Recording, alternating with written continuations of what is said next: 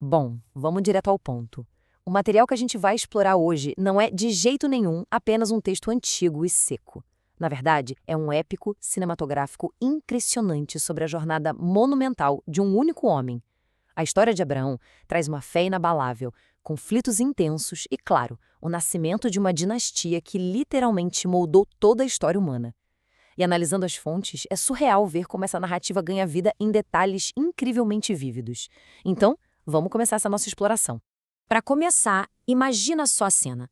As ruas barulhentas e poeirentas da antiga cidade de Harã. A fonte nos mostra um cenário onde o pai de Abraão, Terá, literalmente construía e vendia deuses. Sim, ídolos de prata, rituais caros, tudo tinha um preço ali no mercado. E aquela citação contundente do texto, um Deus para comer, que absurdo, revela muito bem a frustração absoluta de Abrão. Dá para sentir a exaustão dele com essa adoração totalmente transacional, sabe? Onde divindades eram compradas só para dar sorte e onde reis terrenos dominavam a espiritualidade para taxar o povo sem dó. E isso nos leva à parte 1, o chamado do desconhecido.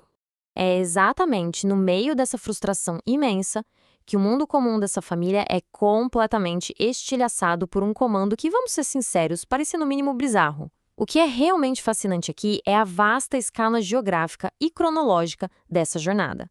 Mapeando as 4 grandes fases dessa odisseia, a gente percebe que não foi só uma simples mudança de ares.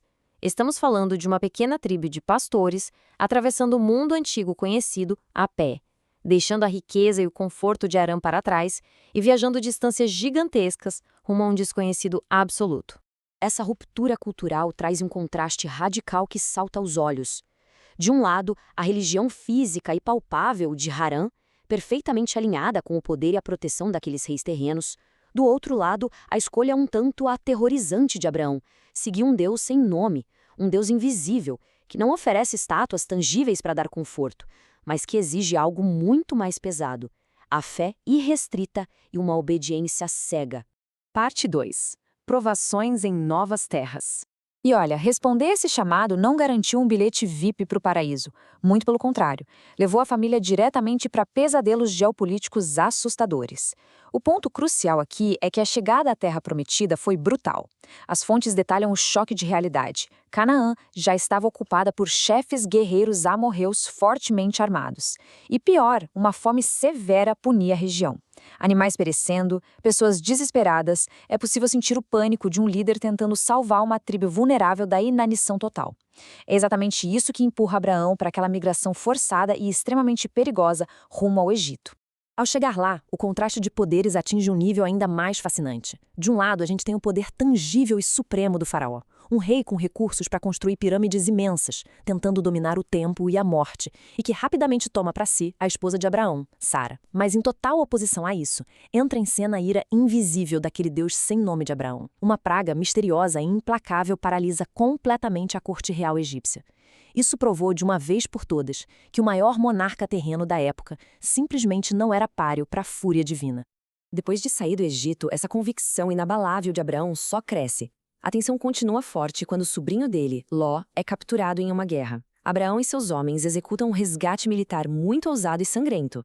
Mas um detalhe fundamental chama a atenção nos relatos. Ele choca o rei de Sodoma ao recusar qualquer tipo de recompensa pelos espólios de guerra. Ele jura não aceitar nem sequer a correia de uma sandália daquele rei, garantindo que nenhum líder humano jamais pudesse dizer que tornou Abraão rico. A dependência dele precisava ser estritamente na promessa divina.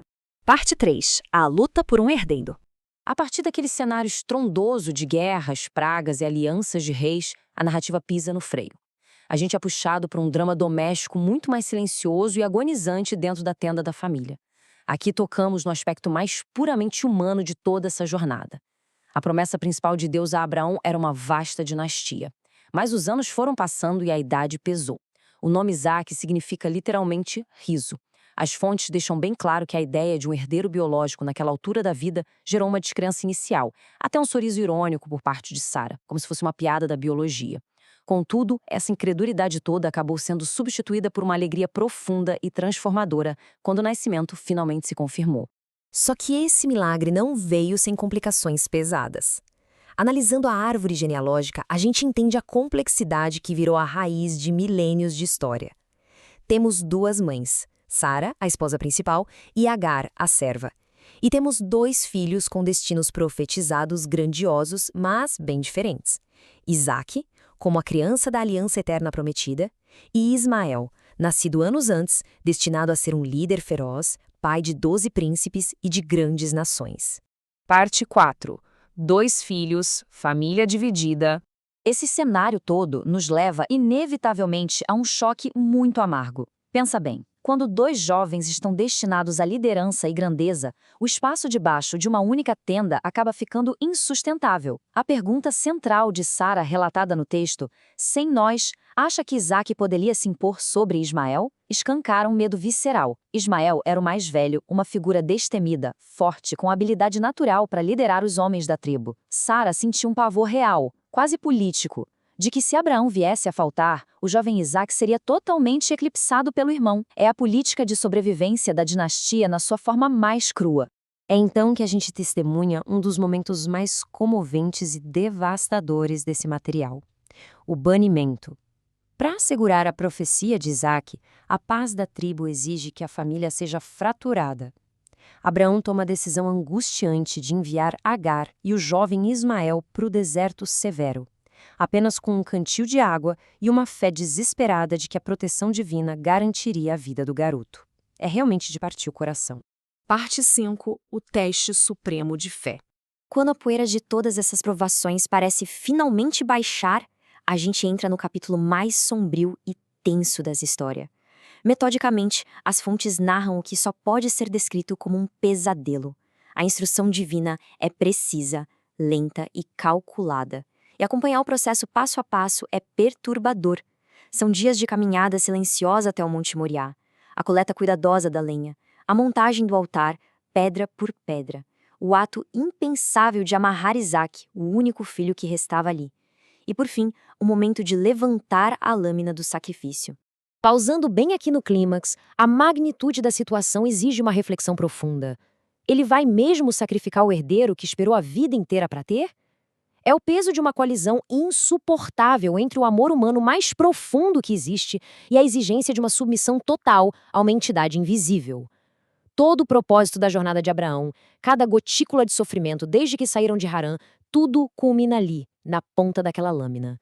Mas no último fragmento de segundo possível, a tensão é cortada, literalmente.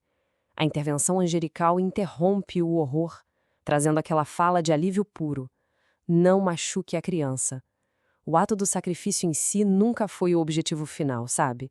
A disposição absoluta e silenciosa de Abraão era o verdadeiro teste. E foi ali que a aliança divina foi consolidada de forma inquebrável, garantindo que as futuras gerações seriam incontáveis. Para encerrar, a história nos entrega uma imagem silenciosa, mas de um impacto imenso. Muito tempo depois, no fim da vida de Abraão, acontece o grande reencontro. Ismael, que tinha se tornado o mestre guerreiro do deserto, e Isaque, o herdeiro da aliança, ficam lado a lado novamente. Os irmãos divididos se unem para enterrar o pai juntos, na caverna de Hebrom. E isso nos deixa uma provocação final gigante.